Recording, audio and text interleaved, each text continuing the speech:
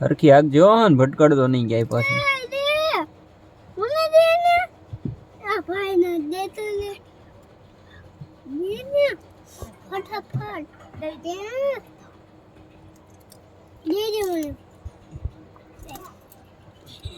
ઈ શું છે?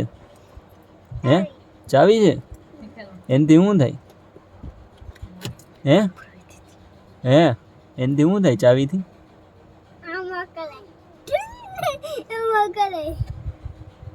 ધીમે ધીમે હાક ને યાર, ઓન મને બીક લાગે છે. ધીમે ધીમે હાક ને.